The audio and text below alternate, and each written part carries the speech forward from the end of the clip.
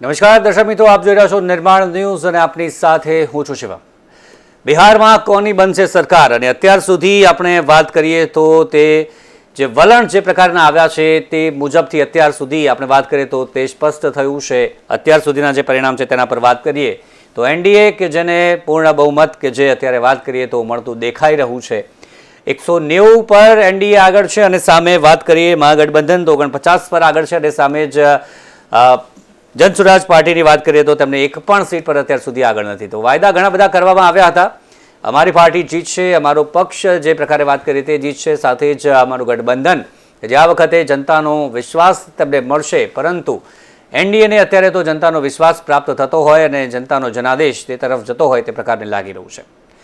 આ જે પ્રકારના પરિણામ આવ્યા છે 2010 બાદ આરજેડીની આપણે વાત કરીએ તો સૌથી ખરાબ પ્રદર્શન પણ બની શકે છે। અત્યાર સુધી જે પરિણામ આવ્યા છે તેની પર વાત કરીએ, કોંગ્રેસની વાત કરીએ તો ડબલ ડિજિટ પણ જે પ્રકારે નથી પહોંચી શકી, તે પણ એક મોટો સવાલ કે જે બની રહ્યો છે, તેના પર ખાસ કરીને આપણે ચર્ચા કરીશું। અને સાથે જ એનડીએને જે પ્રકારનું અત્યાર સુધીનું પરિણામ દેખાઈ રહ્યું છે અને એમાં પણ સૌથી મોટી પાર્ટી કોણ બનશે, નીતિશ કુમારની પાર્ટી કે પછી ભારતીય જનતા પાર્ટી, આ બંનેમાંથી સૌથી મોટી પાર્ટી કોણ બનશે? અત્યાર સુધીના જે પરિણામ છે તેમાં ભાજપ સૌથી મોટી પાર્ટી બનતી હોય તે પ્રમાણે ચોક્કસથી લાગી રહ્યું છે, પરંતુ જે પ્રકારના પરિણામ અત્યાર સુધી આવ્યા છે તે જ પરિણામ જો રહ્યા ત્યારબાદ આપણે વાત કરીએ મુખ્યમંત્રીનો ચહેરો ભારતીય જનતા પાર્ટી માટે નીતિશ કુમાર જ હશે કે પછી અન્ય કોઈ હશે કે પછી અન્ય પણ ઘણા સમીકરણ અઢી વર્ષના જે પ્રકારે રચાઈ શકે છે તેના પર આપણે વાત કરીશું કે કેવા પ્રકારનું સમીકરણ ખાસ કરીને રહેશે। આ જ તમામ બાબત પર આપણે ખાસ કરીને આજે ચર્ચા કરવાના છીએ અને અત્યાર સુધી જે પ્રકારના પરિણામ આવ્યા છે, કયા કયા મુદ્દા ખાસ કરીને જનતાએ ધ્યાને લીધા છે, જનતાનો જનાદેશ કયા મુદ્દા પર જોવા મળ્યો છે, મોટા મોટા ચહેરાઓ આપણે વાત કરીએ તો તેજસ્વી યાદવ 3000 કરતાં વધારે મતથી અત્યારે પાછળ છે, તેમની સાથે મૈથિલી ઠાકુર કે જે આગળ છે, આ સિવાય અન્ય ઘણા બધા ચહેરા છે। નીતિશ કુમારની આપણે વાત કરીએ, મોટા મોટા ચહેરાઓ છે, તેમની શું સ્થિતિ છે, કયા મોટા ચહેરા હાર્યા છે, કયા મોટા ચહેરા આગળ છે, કોણ કે જે જીતી રહ્યું છે, આ તમામ બાબત પર ચર્ચા કરીશું। મારી સાથે હાલ મહેમાન જોડાઈ ગયા છે અને તેમની સાથે ચર્ચાની શરૂઆત કરીએ। સૌથી પહેલાં શૈલેષભાઈ પરમાર, ભારતીય જનતા પાર્ટીના નેતા મારી સાથે જોડાઈ ગયા છે, તેમની સાથે સ્વાગત છે શૈલેષભાઈ। રાજેશભાઈ સોની, કોંગ્રેસના નેતા આપણી સાથે જોડાઈ ગયા છે, આપનું પણ સ્વાગત છે। અને ધીરુભાઈ પુરોહિત, વરિષ્ઠ પત્રકાર આપણી સાથે જોડાયા છે, આપનું પણ સ્વાગત છે। તો સૌથી પહેલાં વાત કરીએ શૈલેષભાઈ, આપનાથી શરૂઆત કરીએ। જેટલી બધી જે રેલી કરવામાં આવી, નરેન્દ્ર મોદી હોય કે પછી આપણે વાત કરીએ અમિત શાહ હોય, મોટી મોટી રેલીઓ કરવામાં આવી અને અનેક વાયદાઓ કરવામાં આવ્યા, સંકલ્પ પત્ર પણ જાહેર કરવામાં આવ્યું, આક્ષેપો ઘણા બધા કરવામાં આવ્યા, જંગલરાજનો મુદ્દો પણ ઉઠાવવામાં આવ્યો। આ તમામની વચ્ચે જનતાનો આશીર્વાદ અત્યાર સુધી મળી રહ્યો છે તે દેખાઈ રહ્યું છે, કયા કયા કારણો ખાસ આપને લાગી રહ્યા છે અને કેવો માહોલ છે અત્યાર સુધી, કારણ કે સેલિબ્રેશન શરૂ થઈ ગયું છે પટના ભાજપના કાર્યાલયમાં? શિવમભાઈ, નિર્માણ ન્યૂઝના માધ્યમથી એટલું તો કહેવા માંગીશ જ કે સવારથી અત્યાર સુધી જે પ્રકારે મીડિયા અને ચેનલોમાં આપની ન્યૂઝમાં જોઈએ છીએ એ પ્રકારે એનડીએ ગઠબંધન જે છે એ ક્યાંક ને ક્યાંક બિહારની વિધાનસભાની ચૂંટણી 2025માં આગળ છે। હવે આગળ હોવાના કારણો શું, કોઈ પાછળ છે એના કારણો તો આપણને ખબર નથી, પણ અમે આગળ છીએ એના કારણોમાં કંઈ હોય તો એ યુવાઓ, મહિલાઓ, વેપારીઓ અને વિદ્યાર્થીઓ અને જે પ્રકારે એમઓયુ થયા છે ત્યાં અને જે પ્રકારનું કામ નીતિશ કુમારે કર્યું છે, નીતિશ કુમારના કામના કારણે અને એનડીએના કામના કારણે નરેન્દ્રભાઈ મોદીએ જે વિચારધારા આપી છે અને નરેન્દ્રભાઈ મોદીએ કરેલા કેન્દ્રના કામો એ ઉડીને આંખે વળગે છે। અને અમિતભાઈ શાહ જે છે એમણે જે પ્રકારે ત્યાં સતત રહી અને મોનિટરિંગ કર્યું છે એનું આ પરિણામ છે। આખરે તો જો જીતા હોય એ સિકંદર છે, આપણે સૌ જાણીએ છીએ, પણ આ જીત છે ને એ 5 પાંડવની જીત છે। અમારા જે ગઠબંધનના જે 5 જે લોકો છે, એલજેપી છે, હમ છે કે અમારે જેડીયુ છે, એ 5 પાંડવની જીત છે। અમે 5 પાંડવો સંપીને ચૂંટણી લડતા હતા, જ્યારે કોંગ્રેસ જે છે એ મહાગઠબંધન જે છે એ લોકો અંદરો અંદર લડતા હતા।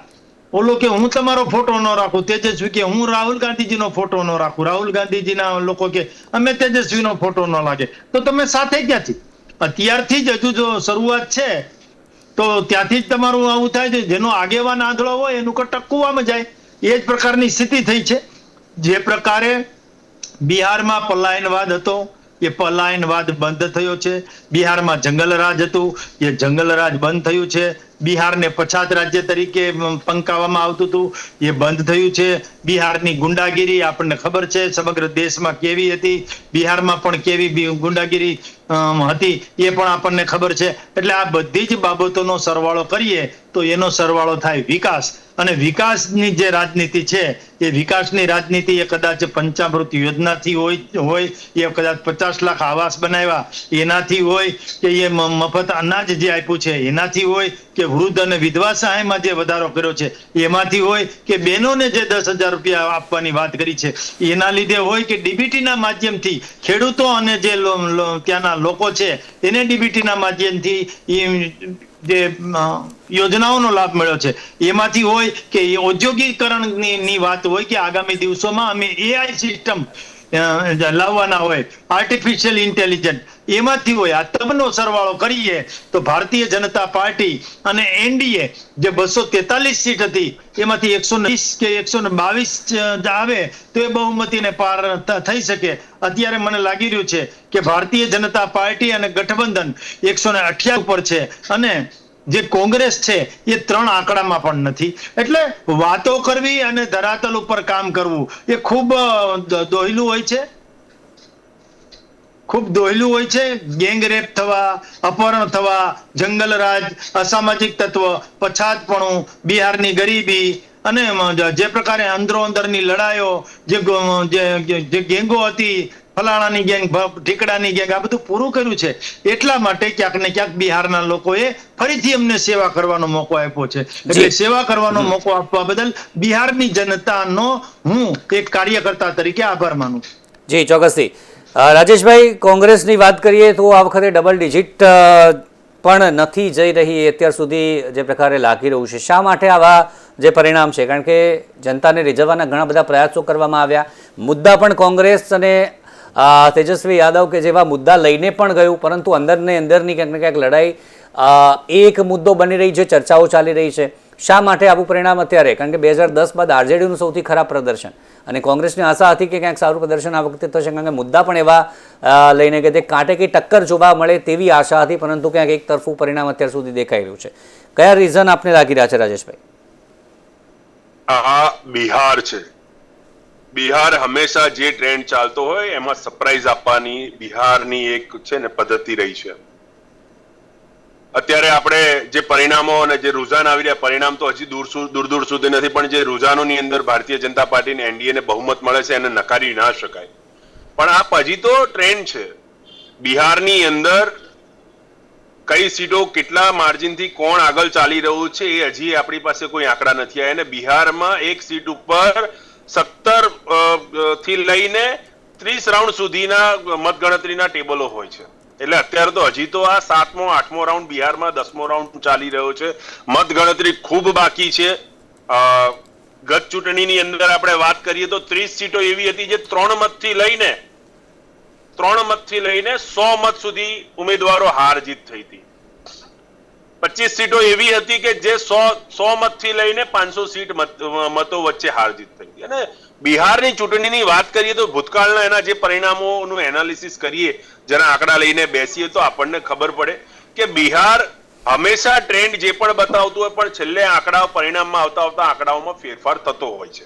બહરહાલ આગળ વાત કરીએ કે ગઈ ચૂંટણીની અંદર ભારતીય જનતા પાર્ટીએ તો 12 વાગતા ફટાકડાઓ ફોડી લીધા હતા, મીઠાઈઓ ખવડાવી દીધી હતી, અને 2:30 વાગતા ભારતીય જનતા પાર્ટી ઘર ભેગી થઈ ગઈ છે. આ બિહારનો ટ્રેન્ડ છે. બિહારના જે મુદ્દા હતા, બેરોજગારીનો મુદ્દો, પલાયનનો મુદ્દો આજે પણ છે. 25 વર્ષથી ભારતીય જનતા પાર્ટી એનડીએની સરકાર છે, એમાં ભલે એમ કહેવાય કે નીતિશ કુમાર 2 વાર આ બાજુ આવ્યા અને 2 બાર આ બાજુ ગયા. અમિત શાહ એવું જાહેરમાં કહેવું પડ્યું કે નીતિશ બાબુ કે લીએ હમારે દરવાજે બંધ છે. તેમ છતાં આજે એમની મજબૂરી કે આજે પણ જો માન લો ભારતીય જનતા પાર્ટીની સરકાર બને તો સીએમ તો એમને નીતિશ કુમારને જ બનાવવા પડે, કારણ કે બિહારમાં એમની પાસે કઈ છૂટકો નથી. એમના પોતાના દમ ઉપર આખી બિહારની ચૂંટણી જીતી શકાય એવું નથી. એટલે કુલ મળીને વાત એવી છે કે હજી તો પરિણામો આવી રહ્યા છે. આ જે પરિણામો, જે આંકડા આવી રહ્યા છે એ માત્ર ને માત્ર વલણ છે. અને બિહારની જનતાના જે મુદ્દાઓ આજે જંગલરાજની વાત કરે છે તો 25 વર્ષ પહેલાની વાત. ભારતીય જનતા પાર્ટી હું માનું છું ત્યાં સુધી વિશ્વની એક એવી પાર્ટી છે કે જેને ભૂતકાળમાં નહેરુજી અને 25 વર્ષ પહેલા જંગલરાજ યાદ આવશે અને ભવિષ્યની વાત કરીશું તો 2035, 2040 ને 2045 ની વાત આવશે. પ્રેઝન્ટમાં શું છે એની વાત નહીં. પ્રેઝન્ટની અંદર આજે પણ બિહારની અંદર અનએમ્પ્લોયમેન્ટ છે. આજે પણ બિહારના યુવાનોને રોજગાર નથી મળી રહ્યો. આજે પણ બિહારની અંદર માફિયા રાજ છે. આજે પણ બિહારની અંદર ભ્રષ્ટાચાર છે. થોડા દિવસ પહેલા બિહારની અંદર એક મરીન ડ્રાઈવ બનાવવામાં આવ્યો તો ત્યાં આગળ વડાપ્રધાને આ રીતે મફલર ઉડાડ્યું હતું. પણ વડાપ્રધાન સાહેબ, મફલર ઉડાડ્યું એ તો બરાબર છે, પણ બિહારની અંદર એવા અનેક બ્રિજો તૂટી ગયા, અનેક રોડ રસ્તાઓ ખબકાઈ ગયા, અનેક મોટા ભ્રષ્ટાચારો થયા. આ પણ તો સત્ય છે બિહારનું. એટલે બિહારના જે મુદ્દાઓ હતા, બિહારની ચૂંટણી આવી એના પહેલા જ વડાપ્રધાને યોજના જાહેર કરીને 10,000 રૂપિયા બહેનોના ખાતામાં આપ્યા. સારું કર્યું. અમે એની સાથે છીએ કે લોકોને, મહિલાઓને, બિહારની મહિલાઓને પૈસા મળવા જોઈએ, એમને આપવા જોઈએ. પણ ચૂંટણી આવી ત્યારે 25 વર્ષથી ભારતીય જનતા પાર્ટીની સરકાર હતી ત્યારે ભારતીય જનતા પાર્ટીની સરકાર ક્યારે ગઈ હતી? જ્યારે બીજા રાજ્યોમાં અન્ય પાર્ટીઓ કોકને કશુંક આપે, પોતાના મતદાતાઓને આપે, ત્યારે એવું કહેવામાં આવે કે આ તો રેવડી છે અને પોતે આ સીધી એમાઉન્ટો ટ્રાન્સફર કરે. ખૂબ સારું છે. લોકોને પૈસા આપવા જોઈએ, લોકોને સહાયતા આપવી જોઈએ, બહેનોનો અધિકાર છે. ફરી કહું છું, અધિકાર છે. આ યોજના નિરંતર ચાલુ રહેવી જોઈએ. અમે તો એમ કહીએ જો અમારી સરકાર આવશે તો અમે એનાથી વધારે બહેનોને સહાય કરવાના છીએ. પણ આ બધી વાતો કહેની કથની, એમાં ઘણો બધો ભારતીય જનતા પાર્ટીમાં ફરક છે. અને હજી કહું છું, આ બિહાર છે, ચૂંટણીના પરિણામ આવ્યા પછી પણ નક્કી નતું હોતું કે કોણ કોની સાથે સરકાર બનાવશે. અને ચૂંટણીના પરિણામનો છેલ્લો મત ના ગણાય. છેલ્લો, હું શબ્દ વાપરું કે છેલ્લો મત ના વપરાય, જ્યાં સુધી છેલ્લો મત ના ગણાય ત્યાં સુધી તમે ના કહી શકો કે બિહારમાં કોણ જીતશે ને કોણ હારશે. વલણમાં ગમે તે પાર્ટી આગળ હોય, પણ પરિણામો હું ચોક્કસપણે કહું છું કે હાર જીત જે પણ હશે, પણ આ પરિણામો આ જે અત્યારે આંકડા સ્ક્રીન ઉપર દેખાઈ રહી છે એનાથી ખૂબ વિપરીત હશે. જી ધીરુભાઈ, બંને પાર્ટીની વાત આપે સાંભળી. ભારતીય જનતા પાર્ટી, કોંગ્રેસ કહી રહી છે કે હજી પણ બદલાઈ શકે છે અને ભારતીય જનતા પાર્ટી કે આ જ આંકડા રહેશે, કદાચ 200નો આંકડો પણ પાર કરે તેવું પણ કેટલીક આશા છે. આપને શું લાગી રહ્યું છે અત્યાર સુધીના વલણ જોઈને? હવે શું આમાં બદલાવ આવી શકે છે? સૌ પ્રથમ તો શિવમભાઈ, તમને અભિનંદન કે 2 દિવસ પહેલા આપણે જે ડિબેટ કરી હતી એ વાત સાચી પડી રહી છે. જી, મારે પાંડવોના યુધિષ્ઠિર તરીકે શૈલેષભાઈ તમારી પાર્ટીને પણ અભિનંદન આપવા પડે છે. આપું છું, ખૂબ રાજી ખુશીથી આપું છું. મને એવું લાગે છે કે 2010 જેવું પરિણામ થશે. 2010માં જે 115-91 હતી ને એના કરતા પણ કદાચ શક્યતા વધે છે. જે રીતે પરિણામોમાં બીજેપી અને જેડીયુ લીડ કરી રહ્યા છે ને, પરિણામ લગભગ 190, 95 કે 200 ઉપર જવાની શક્યતા દેખાય છે. અને જ્યારે રાજેશભાઈ વાત કરે છે ને, મારે વાત પાર્ટીઓને એક કેવી છે, વર્ષોથી ગ્રામ પંચાયતથી માંડી અને રાજ્ય સરકાર અને કેન્દ્રની ચૂંટણીઓ હોય ભારતની, એવા સમયે પણ રિપોર્ટિંગ કરી ચૂકેલા એક પીઠ પત્રકાર તરીકે મારે કહેવું પડે છે કે ચૂંટણી વ્યૂહથી જીતાતી હોય છે. વ્યૂહથી, રાજેશભાઈ, વ્યૂહથી એટલે તમારી પાસે એક ચોક્કસ દિશા માટેનું એક આયોજન હોવું જોઈએ. અને એ કેવું પડશે મારે કે નરેન્દ્રભાઈ અને અમિતભાઈ અને ભાજપના બધા મિત્રોએ સાથે મળીને ચૂંટણી લડી છે. એ તો કેવું પડશે. એની પાસે વ્યૂહ છે, એ લોકો પાસે, ભાજપ પાસે એક સારા મિત્રો છે. તમે ચિરાગ પાસવાનનો બોડી લેંગ્વેજ તો જુઓ શૈલેષભાઈ, પહેલેથી હકારાત્મક દ્રષ્ટિકોણ હતો. તમે આખી વાતમાં લગભગ કોઈ બાબતમાં આ વખતે નાનો મોટો વિવાદ પણ નથી થયો. વિરોધ પક્ષે, સામા પક્ષે એના વ્યૂ પ્રમાણે બધાને અલગ અલગ કરવાનો પ્રયાસ કર્યો તો પણ છતાંય એક પણ વાતમાં, અમે તો ચૂંટણીના જ્યારે પ્રચાર થતો હતો એ દરમિયાન ચૂંટણીની વ્યૂહરચના મારા જેવા પત્રકારની એક નજર હતી. એક પણ બાબત એવી નથી આવી કે જેની અંદર કોઈ પણ વાતમાં એ ગઠબંધન, એ એનડીએના કોઈ પણ સાથી પક્ષો છે ને સામસામે ક્યાંય એક નિવેદન પણ, નાનકડો શબ્દ પણ નથી કીધો. આ જે વાત છે ને એ ભાજપ અને એના સાથી પક્ષોએ શીખવા જેવી છે. અને એ વ્યૂહરચનાને કારણે કદાચ ભાજપ અને એનડીએને આટલી બમ્પર સફળતા મળી છે. જી ચોક્કસથી રાજુલભાઈ જી સર. રાજુલભાઈ આપ શું કહેશો હવે, કારણ કે જે પ્રકારના પરિણામ અત્યાર સુધી આવ્યા છે, આપ પણ સવારથી જોઈ રહ્યા છો પરિણામ, આપ શું કહેશો, કેવા પ્રકારનું પરિણામ અત્યારે જે પ્રકારે આપને આશા હતી એવું જ પરિણામ આવ્યું છે કે કોઈ વિપરીત પરિણામ? કારણ કે એક્ઝિટ પોલમાં તમામમાં એનડીએને જે બહુમતી મળી રહી હતી અને તે જ પ્રમાણના પરિણામ આવ્યા છે. બહુ લાંબા સમય બાદ એક્ઝિટ પોલ મુજબના પરિણામ અત્યાર સુધી 12 વાગ્યા સુધી આપણે વાત કરીએ 11 તો એવા જોવા મળ્યા છે. રાજુલભાઈ આપણો ફોન આડો કરી દેજો. હા, જી જે રીતના પરિણામો આવ્યા છે એમાં જેમ ધીરુભાઈએ વાત કરી એ રીતે વ્યૂહરચના સૌથી મોટો ભાગ ભજવે છે. ભાજપનું જે ગઠબંધન છે, ભાજપની આગેવાની જેનું ગઠબંધન, એણે વ્યૂહરચના સારી રીતે ગોઠવી હશે એવું ચૂંટણીના પરિણામો ઉપરથી આપણે જોઈ શકીએ છીએ. અને એક વાત બહુ સાચી છે કે ભૂતકાળમાં ભાજપ અને જનતા દળ નીતિશ કુમાર વચ્ચે રાજકીય મતભેદો પણ પરાકાષ્ઠાએ પહોંચેલા, પણ હવે એ તો જે હોય તે, અત્યારે તો નીતિશ કુમાર કેન્દ્ર સરકારમાં પણ ભાગીદાર છે. જી રાજુલભાઈ, આપને 1 મિનિટ રોકો, આપનો ફોન સીધો કરી દેજો, ત્યારબાદ આપની વાત આગળ વધારો. જી આપનો ફોન સીધો કરી દેજો. સીધો જી જી રામવિલાસ આપના ફોનની ડિરેક્શન બદલી દેજો, સીધો ફોન કરી દેજો જેથી આપની ફ્રેમ ક્લિયર આવી જાય. જી જી ઓકે ઓકે, આપની વાત પૂરી કરો. જી રામવિલાસ પાસવાનના પુત્ર જે છે એ પણ આમાં અંદર છે, ચિરાગ પાસવાન એની પાર્ટી પણ છે. બધી રીતે આપણે જોઈએ તો આખું જે વ્યૂહરચના જે એનડીએ ગઠબંધને કરી હતી એ આ ચૂંટણીમાં સફળ થઈ હોય એવું આપણને દેખાઈ રહ્યું છે. અને કોઈ જગ્યાએ મેં સાંભળ્યું પણ ખરું કે રાહુલ ગાંધી ચૂંટણી પ્રચાર દરમિયાન 20 દિવસ માટે દક્ષિણ અમેરિકાના પ્રવાસે ગયેલા. હવે આ શા માટે ગયેલા એનો કોઈ આઈડિયા આપણને આવતો નથી, પણ હવે આવતા જે હોય તે, જે જીતા વહી સિકંદર, એ રીતે આપણે આ ચૂંટણીને મુલતવી જોઈએ. ચોક્કસથી રાજુભાઈ, ઘણા બધા જે આપણે વાત કરીએ તો વાયદાઓ કરવામાં આવ્યા, પ્રચાર પ્રસારમાં પણ ખૂબ જ રેલીઓ જે કરવામાં આવી, જનતાને રીઝવવા માટે વાયદાઓ કરવામાં આવ્યા, સરકારી નોકરીઓ આપવાની જે પ્રકારે વાત કરી, બંને આપણે ગઠબંધનની વાત કરીએ, એનડીએની વાત કરીએ કે પછી મહાગઠબંધનની વાત કરીએ, જનતાએ કયા કયા મુદ્દાના આધારે આ જે વોટિંગ છે તે કર્યું છે, આપને શું લાગી રહ્યું છે? નોકરીની વાત તો જે બંને પક્ષોએ કરી છે, પણ હું એમ બિહારમાં કાયદો અને વ્યવસ્થા કથળી ગયા છે એવો આક્ષેપ તો ઘણા બધા સમયથી થઈ રહ્યો છે.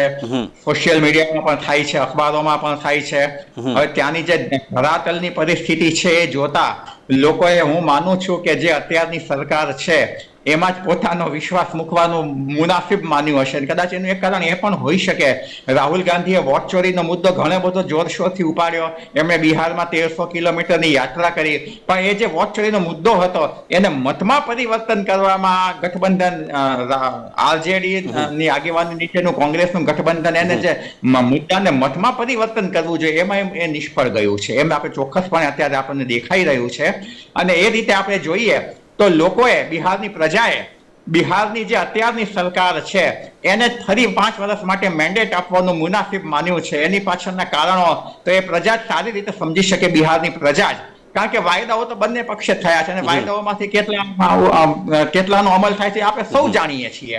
પણ જે હોય તે, આપણે અત્યારે એટલું તો કહી શકીએ છીએ કે બિહારની પ્રજાએ નીતિશ કુમારમાં ફરી એક વખત વિશ્વાસ મૂક્યો છે અને ભાજપ ગઠબંધનને, ભાજપના અને જનતા દળ બંનેના ગઠબંધનને એણે ફરીથી 5 વર્ષ માટે સત્તાના સૂત્રો સુપ્રત કર્યા છે, એટલી વાત ચોક્કસ દેખાઈ રહી છે. ચોક્કસથી રાજેશભાઈ, જે વોટ ચોરીનો મુદ્દો આપણે વાત કરી રાજુલભાઈએ કે જનતા સુધી લઈ જવાનો પ્રયાસ કર્યો પરંતુ તે જનતા સુધી પહોંચ્યો કેમ નહીં, આ એક સવાલ કે જે ચોક્કસથી બન્યો છે. ઘણા બધા બીજા અન્ય વાયદા પણ જનતા માટે કરવામાં આવ્યા છે. તે પછી વાયએમ જે આપણે પોલિસીની વાત કરીએ, યાદવ મુસ્લિમ પોલિસી, જે પ્રમાણેનો પ્રચાર પ્રસાર તેજસ્વી યાદવે પણ કર્યો. મુદ્દાઓ ઘણા બધા 20 જે તેજસ્વી યાદવના જે પ્રકારે તે નામ આપવામાં આવ્યું, ઘણા બધા તે વાયદા કરવામાં આવ્યા, પરંતુ જનતાનું અત્યાર સુધીનું પરિણામ તે કંઈક વિપરીત લાગી રહ્યું છે. શું કારણ આપને લાગી રહ્યા છે અત્યાર સુધીના જે પરિણામ આવા આવ્યા છે તેની પાછળ? પ્રશ્ન મને તો, કારણ કે મારું ઓછમાં જી જી રાજેશભાઈ, જી જી જી મને છે જી આપને. ઓકે, બિહારની અંદર જે પરિણામો હાલ આવી રહ્યા છે, હું માનું છું ત્યાં ક્યાંક કે કદાચ હજી પરિણામ આવવાની તો વાર છે, પણ કદાચ માન લો કે એ દિશામાં પરિણામ જાય પણ છે, તો એ આપણે જોયું જે રીતે બિહારની અંદર પ્રજા જેને મત આપતી હોય, ચૂંટણીની અંદર તો બે વસ્તુ, કાં તો હાર કાં તો જીત. જીતો તો તમારે પ્રજાની સેવા કરવાની, હારો તો વિરોધ પક્ષનો ધર્મ નિભાવવાનો. પણ તો હમણાં ચર્ચા ચાલી એમાં વોટ ચોરીના મુદ્દા વિશે વાત થઈ. એટલે વોટ ચોરીનો મુદ્દો ત્યારે પણ હતો, અત્યારે પણ છે અને કાલે પણ રહેવાનો. કારણ કે બ્રાઝિલિયનની એક મોડલ આવીને 22 વાર મતદાન કરી જાય અને એના પુરાવા સાથે ચૂંટણી પંચને આપવામાં આવે તો એ લોકોની સામે જ છે. એટલે ચૂંટણી વોટ ચોરનો મુદ્દો જે છે એ હતો, રહેશે અને આગળ પણ રહેવાનો. કારણ કે અનેક વાર પુરાવો સાથે રજૂ કરવામાં આવ્યું અને ચૂંટણી કમિશન કહે કે ભીષ્મ પિતામહની શું કહેવાય ધૃતરાષ્ટ્રની મુદ્રામાં છે. ચૂંટણી પંચે બિહારની અંદર ચૂંટણી શરૂ થતા પહેલા 60 લાખ મતદારોના નામ યાદીમાંથી કાપી નાખ્યા. જે લોકો મરી ગયા, જે લોકો જીવિત છે એમને મૃત ઘોષિત કરી એમના નામો કાઢી નાખ્યા અને એ લોકોને મીડિયા સમક્ષ કોંગ્રેસ પક્ષમાં માન્ય રાહુલ ગાંધીજી લાવ્યા અને આ કર્યું. એટલે વોટ ચોરીનો જે મુદ્દો છે એ છે, રહેશે અને આગળ પણ એ વોટ ચોરીના મુદ્દા ઉપર અમે લોકોને જાગૃત કરીશું. કારણ કે મારો અધિકાર મતદાન એ મારો અધિકાર છે, ફંડામેન્ટલ રાઈટ છે, એ મારાથી કોઈ ના છીનવી શકે. એટલે એ મુદ્દો બિલકુલ વ્યાજિબ છે. અમે આગળ પણ એને ચલાવીશું, લોકો સુધી પહોંચાડીશું લોકોની વાત. રહી વાત બિહારની ચૂંટણીની, તો બિહારની ચૂંટણીમાં મેં અગાઉ પણ મારી વાતોમાં કીધું છે કે બિહારની અંદર હાલમાં પણ લોકો પાસે રોજગાર નથી, લોકો બહાર નોકરી કરવા માટે જવું પડી રહ્યું છે. એક એવરેજ દાખલો, એક એવરેજ સર્વે એવું કહે છે કે બિહારના એવરેજ એક માણસનો 6000 રૂપિયા માસિક એની આવક પણ નથી. આજના જમાનામાં બિહારના રાજ્ય, આ કેન્દ્ર સરકારમાં જાહેર થયેલા આંકડાઓ છે, મારા આંકડા નથી, કે બિહારની અંદર 6000 રૂપિયા માસિક આવક એક વ્યક્તિની નથી. એટલે બિહારની અંદર બેરોજગારી, આ તે બધા મુદ્દાઓ હતા જ. પણ ચૂંટણી આવે એટલે ચૂંટણીમાં અનેક પ્રકારના શું કહેવાય અનેક પ્રકારની વાતો આવતી હોય. ક્યારેક પ્રજાને દરેક રીતે મતનું ડાયવર્ઝન પણ કરવા માટે અલગ પાર્ટીઓ ઉભી રાખવામાં આવતી હોય. એટલે એ તો પરિણામ આખરે આવશે ત્યારે એનું ખબર પડશે. પણ હજી તો અમે એકદમ સ્વસ્થ છીએ. અમને લાગી રહ્યું છે કે હજી આ પરિણામમાં ફેરફાર થશે. કારણ કે બિહાર હંમેશા ટ્રેન્ડ સેટ થયા પણ પછી પણ બદલતું આવી રહ્યું છે. એટલે પૂરા પરિણામ આવશે ત્યારે એના ઉપરની ચર્ચા કરીશું. જી ચોક્કસથી. તો દર્શક મિત્રો, જે પ્રકારની ચર્ચા અત્યાર સુધી જોવા મળી અને હજી આગળ શું પરિણામ ક્યાંક ને ક્યાંક આવી શકે છે તેના પર સતત ચર્ચા આગળ પણ આપણે યથાવત રાખીશું. અત્યારે હાલ રોકાઈએ છીએ નાનકડા વિરામ માટે.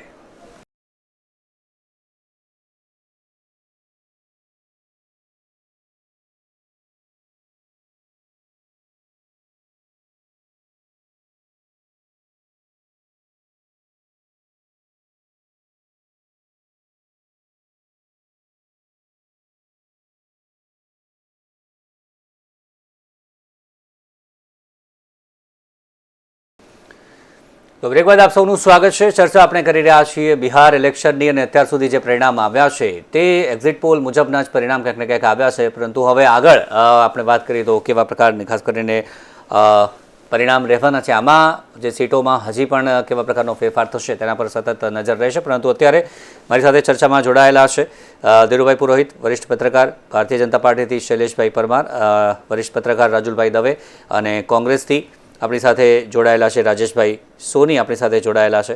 સ્વાગત છે ફરી એક વખત ચારેનું. ધીરુભાઈ, જે પ્રકારના આપણે વાત કરી, ઘણા બધા મુદ્દા, પલાયનના પણ મુદ્દા છે. જે સૌથી વધારે જે મુદ્દો છે ચર્ચામાં કે બિહારમાંથી પલાયન સૌથી વધારે પ્રમાણમાં થઈ રહ્યું છે, તેના મુદ્દે કોઈ કામ નથી થઈ રહ્યું. આટલા વર્ષો આઝાદીના થયા છે, પરંતુ ઔદ્યોગિક ક્ષેત્રે આપણે વાત કરીએ, રોજગારીની ક્ષેત્રે વાત કરીએ તો બિહાર હજી પણ ઘણું બધું પછાત છે. આ તમામ મુદ્દા લઈ જવામાં આવ્યા. YM પોલિસીની આપણે વાત કરીએ, તે મુદ્દાના આધારે પ્રચાર પ્રસાર પણ કરવામાં આવ્યો. તેજસ્વી યાદવ હોય કે પછી રાહુલ ગાંધી હોય, જનતાને તમામ રીતે રીઝવવાના પ્રયાસો કરવામાં આવ્યા. છતાં પણ એ અત્યાર સુધી ન ચાલ્યા હોય તે અત્યાર સુધીના પરિણામથી લાગી રહ્યું છે. આપની દ્રષ્ટિએ જનતાએ શું જોઈને અત્યાર સુધીનો આ જનાદેશ છે તે આપ્યો છે અને કેમ આરજેડી અને કોંગ્રેસનો આ જે દાવ છે તે ન ચાલ્યો?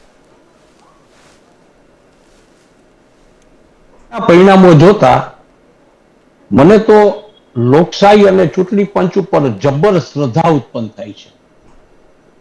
જે રીતે સર ચાલ્યું ને સર અને વોટ ચોરીના મુદ્દા ચાલ્યા, એ વાતને બિહારના લોકોએ રિજેક્ટ કરી છે વાતને. પણ છતાં યાદવ અને મુસ્લિમ ફેક્ટર ત્યાં બહુ ચાલ્યું નથી.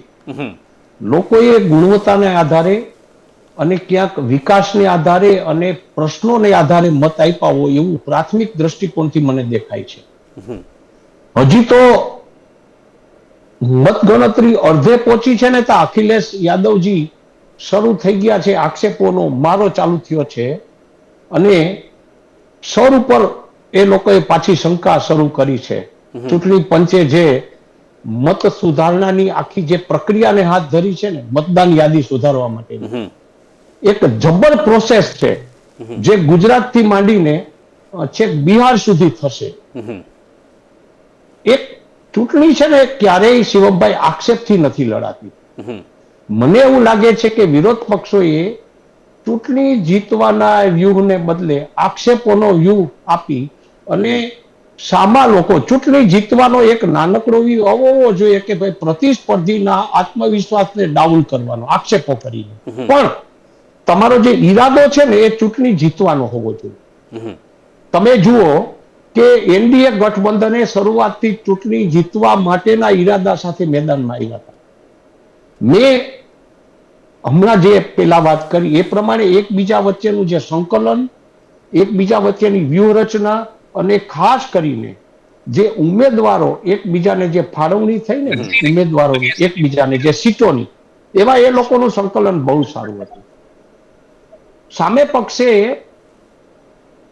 રાજુલભાઈએ કીધું એ પ્રમાણે શરૂઆતમાં તમે આરંભેસુરા છો અને મોટી મોટી રેલીઓ કરો છો, પણ તેજસ્વીજી પણ અત્યારે તેજસ્વી યાદવની સ્થિતિ તો જુઓ સાહેબ, ઘડીક આગળ ઘડીક પાછળ થતા હોય.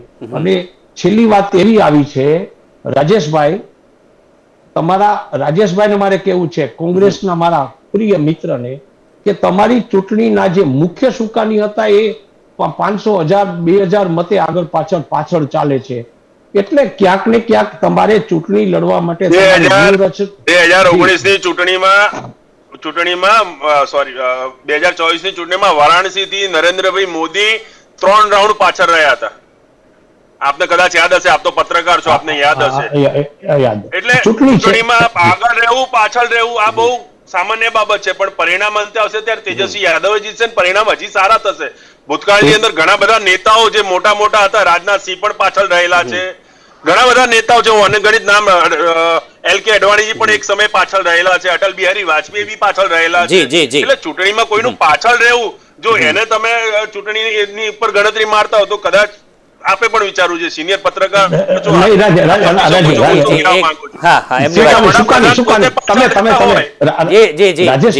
રાજેશભાઈ પ્લીઝ સાંભળો. તમારા હું નરેન્દ્રભાઈ પાછળ રહેતા હતા એ વખતે પણ પત્રકારો એની ખૂબ નોંધ લીધી છે, તમે સાચા છો. પણ અત્યારે જયારે બિહારની વાત કરીએ છીએ ત્યારે તમારા દાખલો ગણાવું છું,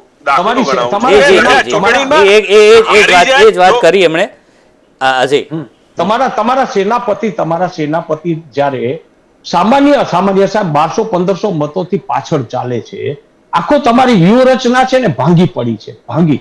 તમે એ વાત નથી, હું તો અમે તો પક્ષોને અમે કોઈ પક્ષોના પ્રચારક કે પક્ષોની તરફેણ કરનારા લોકો નથી. અમને તો શિવમભાઈએ તટસ્થ મૂલ્યાંકન કરવા માટે બેસાડ્યા છે.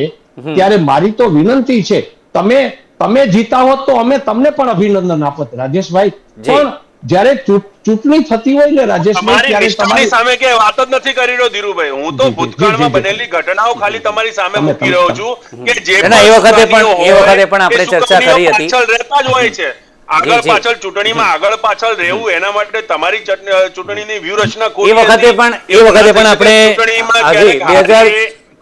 હારીએ ક્યારેક જીતીએ, હારીશું તો પ્રજાની સેવા કરીશું, પ્રજાના મુદ્દાઓ ત્યાં આગળ મૂકીશું. એમાં એ બાબત ખૂબ જ મહત્વની બની રહેતી હોય છે કે જ્યારે મુખ્ય જે ચહેરો છે પાર્ટીનો કે ગઠબંધનનો મુખ્ય ચહેરો જ્યારે આ વખતે જે 2024નો ઉલ્લેખ કર્યો ત્યારે પણ આપણે ચર્ચા કરી હતી કે આ બાબત ક્યાંક ને ક્યાંક સારી નથી ભારતીય જનતા પાર્ટીમાં. એ વખતે પણ આ જ પ્લેટફોર્મ થકી આપણે વાત કરી હતી અને અત્યારે એ જ વાત ધીરુભાઈ કરી રહ્યા છે. જી ધીરુભાઈ, આપની વાત જલ્દી બતાવો.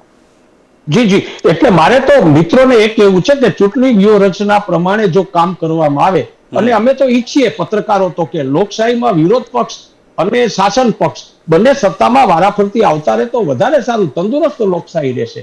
પણ જ્યારે ચૂંટણી લડાતી હોય ને ત્યારે તમારી પાસે એક કોન્ફિડન્સ હોવો જોઈએ, તમારી પાસે એક આદર્શ વ્યૂહરચના હોવી જોઈએ, બધાને સાથે રાખીને ચાલવું જોઈએ. એ જે વ્યૂહરચના છે ને એમાં ક્યાંક મહાગઠબંધન પાછું પડ્યું છે એવું હું માનું છું. ચોક્કસથી. શૈલેષભાઈ, ઘણા બધા મુદ્દા આ વખતે છે. પલાયનનો મુદ્દો કે જે ઉઠાવવામાં આવ્યો, આ સિવાય વાયદાઓ ઘણા બધા કરવામાં આવ્યા સંકલ્પ પત્રમાં, પરંતુ જો આવા જ પરિણામ રહ્યા, ફરી એક વખત જો સરકાર બને છે, ફરી વખત જો પુનરાવર્તન આ વખતે થાય છે, તો હજી મોટા પડકાર કે જે બની રહેવાના છે. સાથે જ મુખ્યમંત્રીનો ચહેરો નીતિશ કુમાર જ રહેશે કે પછી આમાં પણ ભારતીય જનતા પાર્ટી માટે કોઈ પેચ હજી પણ ક્યાંક ને ક્યાંક ગહેરો બની શકે છે? આપના મતે કયા કયા મુદ્દા કે જેના પર સૌથી વધારે ફોકસ કરવાની જરૂર છે પરંતુ તેમાં નથી થયું? 10,000 રૂપિયાની વાત હોય તો ચૂંટણી પહેલાં આપવામાં આવ્યા, જનતાને રીઝવવાના પ્રયાસો કરવામાં આવ્યા, ઘણા બધા એવા કામ પણ કરવામાં આવ્યા ચૂંટણી પહેલાં જેની શરૂઆત કરવામાં આવી અને તેનો લાભ ક્યાંક ને ક્યાંક અત્યારે દેખાઈ રહ્યો છે ભારતીય જનતા પાર્ટીને. પરંતુ ચૂંટણી જીત્યા પછી જે ખરા પડકાર છે તે શરૂ થવાના છે બિહાર માટે. જે વાયદાઓ કરવામાં આવ્યા છે તે ખરેખર રીતે પૂરા કરવાના છે. પેલા તો કોંગ્રેસના વક્તા એમ કે છે કે નીતિશ કુમાર તો આમ જાય ને હજુ કઈ નક્કી નહીં, હજુ તો 5 વાગશે ત્યારે થશે. બરાબર છે, પરિણામ આવે ત્યારે જ કહેવાય, પણ હજુ તમે પાછા વળ નથી. હવે આ 2-3 કલાક મને શું કરી લેશો? અત્યાર સુધી લોકોનું કઈ કર્યું નહીં, હજુ 2-3 કલાકમાં તમારે ઊંધા થતું કરવું છે. આવી ગયું છે રિઝલ્ટ નક્કી જ છે, પ્રશ્ન જ નથી. અત્યારે જો તો 86 થી 87 ભાજપને છે, જેડીયુ ને અત્યારે છે, એલજેપી 20 છે દેખાય છે, એ 4 છે અને અમારે આરએલએમ જે છે એ 4 છે. પ્રશાંત કિશોર ક્યાંય છે નહીં. પીકે ને એકે અરવિંદ કેજરીવાલ ને પીકે ને એકે ને જેકે ને આ બધા કોઈ હલતા જ નથી ભાઈ.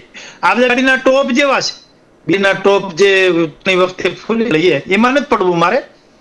બીજી વાત મારે એ કરવી છે, મતદાનની ટકાવારી છે એમાં એસઆઈઆર નો ઉલ્લેખ થયો. એસઆઈઆર છે એ સતત ચાલતી પ્રક્રિયા છે ભાઈ. મતદાર યાદીમાં સુધારણા કરવા એ સતત ચાલતી પ્રક્રિયા છે. ગુજરી ગયું, કોઈ આ જગ્યાએથી બીજે રહેવા ગયું, કોઈ 2 જગ્યાએ મર્યાદિમાં છે નહીં, એ જોવું પડે. કોઈના લગ્ન થઈ ગયા છે તો એનું નામ જુદું છે તો એ જોવું પડે. આ બધી બાબતોને ચકાસણી કરવી એટલે ટૂંકમાં, અને એ પહેલેથી જ આવે છે કે ભારતીય જનતા પાર્ટી આવીને મતદાર યાદી ધારણા થઈને એવું નથી, અને એ ભારતીય જનતા પાર્ટીનું કામ પણ નથી, સરકારનું પણ કામ પણ નથી.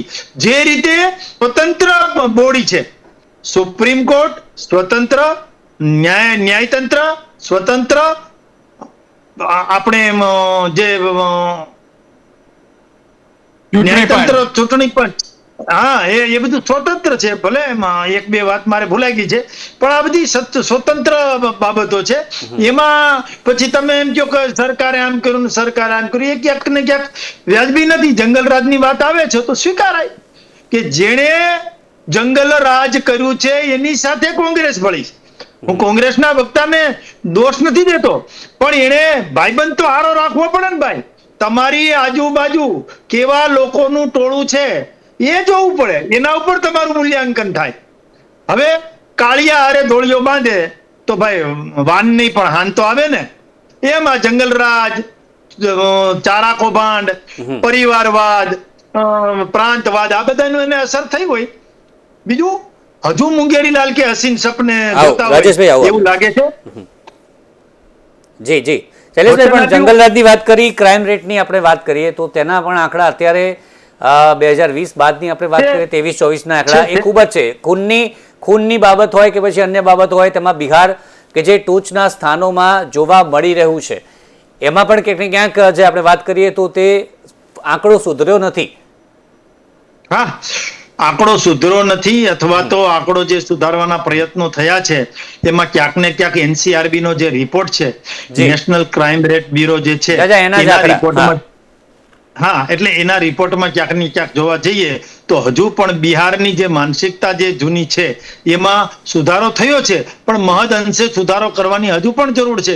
હજુ અમારી તો ક્યાંય ભૂલ હોય, મિસ્ટેક હોય, ખામી હોય, ક્ષતિ હોય, એ અમે સોલ્વ કરવા તૈયાર છીએ. આખરે માનવ છીએ તો એનો પણ ક્રાઇમ રેટ કેમ ઓછો થાય, અને શિક્ષણમાં ડ્રોપ આઉટ રેટ એ પણ કેમ ઓછો થાય, અને શિક્ષણ કેમ સારું રહે. અરે આઈએસ આઈપીએસ યુપી બિહાર થી જ આવે છે, એનું માઇગ્રેશન કેમ ઓછું થાય, યુપી બિહારના લોકો બહાર ન જાય અને ત્યાં એને એનું ભણતર મળે, એ પ્રકારનું પણ કામ કરવાનું છે. પણ આનંદ એ વાતનો છે કે આ જે સરકાર છે ને એ ₹1 મોકલે ને ઘસાતા 15 પૈસા થઈ જાય એ વાત નથી. હવે તો ડીબીટી ના માધ્યમથી સીધું ડાયરેક્ટ બેંક બેનિફિટ ટ્રાન્સફર.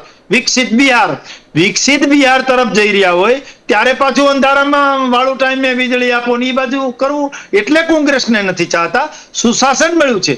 આ 5 પાંડવોની જે એનડીએ છે એ કામ કરવાની છે, તો કામ કરવા દો ને. ઘણા બધા મુદ્દા એવા હતા શૈલેષભાઈ કે જે મહિલાઓ વિરુદ્ધ ગુનાઓ હોતા છે, તો એમાં તમે સહકાર આપો ને. હજુ માનો કે હમણાં વાત કરતા હતા કે નીતિશ કુમાર આવ્યા છે તો શું થશે. હવે મુખ્યમંત્રી કોણ બનશે એ મારો વિષય છે, અને અમે એનડીએ ના ઘટક દળો તે બેસીને મુખ્યમંત્રીનું કરવાના છીએ, અને જે થશે એ સારું થશે. શૈલેષભાઈ, ઘણા બધા મુદ્દા એવા છે કે નીતિશ કુમાર 9 વખત મુખ્યમંત્રી, શૈલેષભાઈ 9 વખત મુખ્યમંત્રી તરીકેના શપથ લીધા છે નીતિશ કુમારે. ઘણા બધા કામ હતા કે જે અત્યાર સુધી થવા જોઈતા હતા, બિહાર માટે થવા જોઈતા હતા, પરંતુ નથી થયા. એવા સારા માણસો સાથે જોઈન્ટ છે કે શૈલેષભાઈ મુખ્યમંત્રી રહેવાના રેકોર્ડ કર્યા છે, અને કોંગ્રેસ એવા લોકો સાથે જોડાયેલી છે. શૈલેષભાઈ એક મિનિટ, શૈલેષભાઈ, પરંતુ કામની વાત કરી રહ્યો છું કે આટલા વર્ષોમાં જે કામ થવા જોઈતા હતા. શૈલેષભાઈ વાત સાંભળો, શૈલેષભાઈ જે કામ થવા જોઈતા હતા, ઘણા બધા પલાયનનો મુદ્દો જણાવ્યો કે પછી રોજગારીનો મુદ્દો જણાવ્યો. 9 વખત સીએમ રહી ચૂક્યા છે, શપથ લઈ ચૂક્યા છે, પરંતુ ઘણા બધા મુદ્દે કામ નથી થયું, એ પણ હકીકત છે.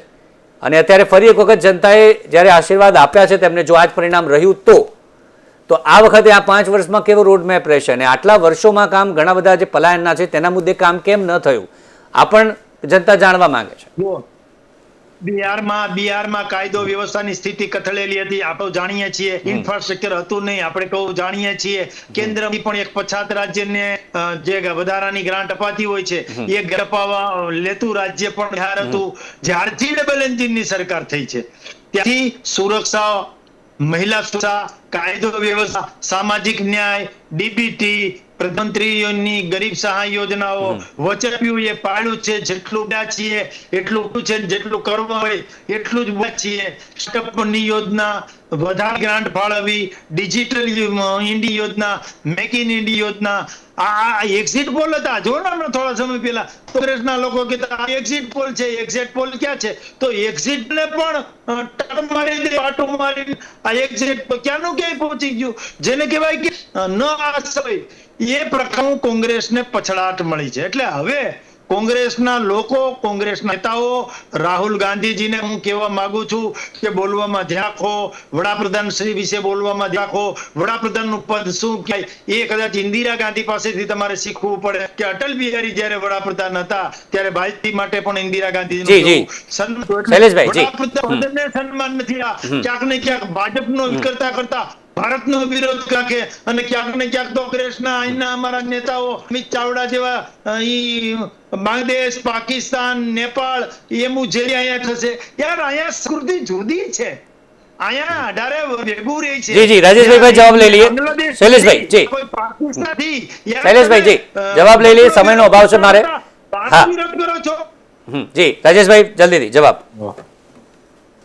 મિત્રએ હમણાં 2-3 વાતો કીધી, એટલે 2-3 વાતોમાં પહેલા તો શરૂઆત કરું છું. એમને રાહુલ ગાંધીને સલાહ આપી, રાહુલ ગાંધીજીને એ સલાહ મોદીજીને એમના નેતાઓને આપે કે જ્યારે વડાપ્રધાન મનમોહનસિંહ હતા ત્યારે નરેન્દ્રભાઈ શું બોલતા હતા, અને નહેરુજીને તો અત્યારે તમે પાણી પીપીને યાદ કરો છો. એટલે આ સલાહ છે પોતાના ઘરમાં રાખે, પહેલી વસ્તુ. પછી બીજી વાત કરી કે કેવા ભાઈબંધો રાખવા. અમે તો સારા રાખીએ છીએ, તમે તો જેને 70,000 કરોડના કૌભાંડી વડાપ્રધાન પોતે કે એને તમે ભાઈબંધ બનાવીને એને મુખ્યમંત્રી, ઉપમુખ્યમંત્રી બનાવીને એની જોડે સરકાર બનાવો છો. મહેબૂબા મુફ્તી જેની સાથે તમારે વેર હતું એને તમે તમારી સાથે ગઠબંધન કરીને તમે આગળ એને મુખ્યમંત્રી બનાવી. એટલે તમે તમારા મતલબના જે ભાઈબંધો બનાવો છો એ તમને મુબારક છે. અમે તો પ્રજાનું જે હિત સાચું કરે, પ્રજા માટે કામ કરતો, પ્રજાની જેનામાં લાગણી હોય એવા ગઠબંધન, એવા લોકો સાથે જ ગઠબંધન કરી રહ્યા છે, ને એ લોકો સાથે જ અમે રહી રહ્યા છે. એટલે આપની જેટલી પણ સુફિયાણી સલાહો છે પહેલા પોતાના ઘરમાં રાખે અને પછી અમને આપે. પેલું કહેવાય ને કે ડાઈ સાસરે જાય નહીં ને ગાંડીને સલાહ આપે. આ સલાહ તમારી પાસે તમારી રાખો, કારણ કે તમારે આને સૌથી વધારે જરૂરિયાત છે. તમારા મિત્રો કેટલા સારા છે, તમારા ગઠબંધનના ઘટકો જેને તમે જેલમાં મોકલેલા હતા એ લોકો સાથે ગઠબંધન કર્યું, ભ્રષ્ટાચારીઓ સાથે ગઠબંધન કર્યું છે, દેશ વિરોધી લોકો સાથે ગઠબંધન કર્યા. તમે આ બધી સલાહો તમારી પાસે રાખો, તમારી પાર્ટીમાં આપો. વડાપ્રધાન માટે વાત કરી તો વડાપ્રધાન માટે તમારા મુખ્યમંત્રી જે તે સમયના નરેન્દ્રભાઈ શું બોલતા હતા, નહેરુજીને તમારા અત્યારના હાલના નહેરુજી માટે તમે શું બોલી રહ્યા છો, આ બધું તમને બધાને યાદ જ છે. એટલે આ બધી સલાહોની તમારે કોંગ્રેસને ક્યાંય જરૂર નથી ભાઈ. રાજુલભાઈ, સલાહોની વાત છે, કઈ પાર્ટીને બિહારની જ વાત કરીએ, બિહાર પર જ રાખી અત્યારે સમયનો. આપણે એકબીજાને સલાહો નથી આપી, જનતા જાણે છે. અહીંયા આપણે અહીંયા એ મુદ્દા પર નથી જવું. રાજુલભાઈ કઈ પાર્ટીને કઈ સલાહ આપવી હવે, કારણ કે ભારતીય જનતા પાર્ટીની વાત કરીએ, કોંગ્રેસની વાત કરીએ, આરજેડી ની વાત કરીએ, જેડીયુ ની વાત કરીએ, ગોટાળાના આરોપો ઘણા તમામ પર લાગે છે, ત્યારે સલાહ અહીંયા કયા પાર્ટી કોને આપવી, એક મોટો સવાલ કે જે ચોક્કસથી બની રહ્યો છે. રાજુલભાઈ. રાજુલભાઈ કરતા મારે રાજેશભાઈ ને કહો કે તમે એમની પાસેથી લઈ લઈએ, સમયનો અભાવ છે. જી, એ બંને એ સલાહોની વાત આપણે રાજુલભાઈ પાસે પણ જવાબ લઈ લઈએ. જી રાજુલભાઈ. સલાહોની વાત એવી છે કે ભારતમાં કોઈ કોઈની સલાહ માનતું જ નથી. જી, પેલી તો વાત જ. હા. અને બીજી વાત એ કે દરેક પાર્ટીએ કે દરેક વ્યક્તિએ કોઈને સલાહ આપવાથી દૂર રહેવું જોઈએ, એમ આપણા આધ્યાત્મિક ગુરુઓ, આધ્યાત્મિક નેતાઓ બહુ આરંભથી કહી ગયા છે. પણ હવે સલાહની વાત તો એક બાજુ છે, ભાજપ અને કોંગ્રેસ એકબીજાને સલાહની, આપણા બંને મિત્રો એકબીજા સાથે સલાહની જે વાત કરી રહ્યા છે એ અલગ વાત છે. પણ એક વાત તો બહુ ચોખ્ખી છે કે બિહારમાં બેરોજગારી છે, ગુનાખોરીનો આંક પણ ઘણો ઊંચો છે, ડ્રોપ આઉટ રેશિયો પણ ઘણો છે, અને બહુ જ મોટે પાયે બિહાર અને ઉત્તર પ્રદેશમાંથી અન્ય રાજ્યોમાં, ગુજરાતમાં, મહારાષ્ટ્રમાં, અનેક જગ્યા બીજા અન્ય રાજ્યોમાં પણ સ્થળાંતર થાય છે. છેલ્લા 10 વર્ષથી નીતિશ કુમારની સરકાર બિહારમાં સત્તા ઉપર છે, અને નીતિશ કુમાર આપણે સૌ જાણીએ છીએ એમ ઘણી બધી વખત સત્તા પલટી કરી ચૂક્યા છે પોતાના લાભ માટે અથવા બીજા કોઈ પણ કારણે એમના જે હોય તે. હવે આ બધું જોતા બિહારની પ્રજાએ ગુનાખોરી હોય, બેરોજગારી હોય, સ્થળાંતર હોય કે મહિલાઓ ઉપરના અત્યાચારો હોય, દલિત અને અતિ દલિત વર્ગો ઉપરના પણ જે કહેવાતા અત્યાચારો થાય છે, એવા અખબારોમાં ન્યૂઝ સમાચાર આપણને વાંચવા મળે છે. આ બધી જ બાબતોને કોઈ પણ કારણે બિહારની પ્રજાએ નજરઅંદાજ કરી છે. હવે ક્યાં એની પાછળના કારણો બિહારની પ્રજાએ નજરઅંદાજ કર્યા છે તો આપણને ગુજરાતમાં બેઠા ખબર નથી. હમણાંનો જ દાખલો જોઈએ તો ચોમાસા દરમિયાન 3-4 મહિના પહેલા બિહારમાં 3-4 મોટા પુલ તૂટી પડવાની ઘટનાઓ બની છે. અને એ સિવાય પણ આપણે જોઈએ છીએ કે બિહારમાં જ્યારે કોઈ સરકારી નોકરી માટેની જાહેરાત આવી હોય અને એના ઇન્ટરવ્યુ હોય ત્યારે રેલવેના કોચના ડબ્બા ઉપર છત ઉપર બેસીને યુવાનો ટીંગાઈને પણ યુવાનો પ્રવાસો જોયું છે આપણે. એટલે બેરોજગારી છે, મહિલાઓ ઉપરના અત્યાચારો છે, સ્થળાંતર છે, આ બધા પ્રશ્નો હોવા બિહારમાં છે જ. અને 10 વર્ષમાં એનો કઈ બહુ ઉકેલ આવ્યો હોય એવું આપણને જોવા નથી મળતું. એ છતાં જો આપણા ભાજપના મિત્રો કહેતા હોય કે એનો ઉકેલ લાવ્યો છે તો કદાચ એમને વધારે ખબર હશે આપણા કરતા, અથવા એમને એવું બોલવું પણ પડતું હશે પાર્ટીની શિસ્તમાં રહીને. જે હોય તે આપણે અત્યારે હવે એટલી આશા રાખીએ કે બીજા 5 વર્ષ માટે જો નીતિશ કુમાર અને ભાજપ જ્યારે સત્તાના સૂત્રો સંભાળી રહ્યા છે ત્યારે બિહારની પ્રજાનું કંઈક કલ્યાણ કરે. કારણ કે બિહારની પ્રજાએ છે ને આપણને ક્રાંતિઓ આપી છે. જો મોતીહારી ન હોત તો ગાંધીજી ન હોત, જો જયપ્રકાશ બિહાર ન હોત તો જયપ્રકાશ ન હોત. આવા અનેક ચોક્કસ એ જોવાનું છે કે આગામી 5 વર્ષમાં શું થાય છે. ધીરુભાઈ, ફાઇનલ આંકડા આપને કયા લાગી રહ્યા છે? ફટાફટ. અત્યારે છેલ્લી વાત તો તમે જુઓ, પરંપરાગત લાલુ પ્રસાદ પરિવારની સીટ છે ને રાધોપુર, એમાં તેજસ્વી યાદવ 343 મતે પાછળ છે. બિહારની પ્રજાએ નક્કી કર્યું છે ફરી એકવાર નીતિશ કુમારમાં જબ્બર શ્રદ્ધા વ્યક્ત કરવા. મને એવું લાગે છે કે બિહારની આ ચૂંટણી, યાદ રાખજો શિવમભાઈ, બિહારની આ ચૂંટણી દેશમાં ચૂંટણીની જે વ્યૂહરચના છે ને એમાં નવી ક્રાંતિ લઈ આવશે. આ બિહારની ચૂંટણીમાં ક્યાંક ને ક્યાંક પાયામાં જે કામગીરી કરનારા અને નિષ્ઠાથી કામ કરનારા, એકધારું કામ કરનારા, વ્યૂહરચનાથી આગળ વધનારા રાજકીય પક્ષો, ભાજપ અને નીતિશ કુમારની પાર્ટી જેડીયુ, એને ફરીથી સમર્થન આપીને બિહારના લોકોએ દેશના લોકોને એક નવો સંદેશો આપ્યો છે કે એક ધારું કામ કરનારા લોકોની ઉપર શ્રદ્ધા રાખો, નાની મોટી આક્ષેપો અને પ્રતિ આક્ષેપો, જ્ઞાતિ, જાતિ અને બીજા આક્ષેપોથી પર થઈને પણ તમે એક રાજકીય પ્રોસેસ જે શરૂ થઈ છે ને એ પ્રોસેસ ઉપર શ્રદ્ધા રાખશો ને તો તમારો વિકાસ થશે. બિહારના મતદારોએ મને એવું લાગે છે કે આ સંદેશો આપ્યો છે.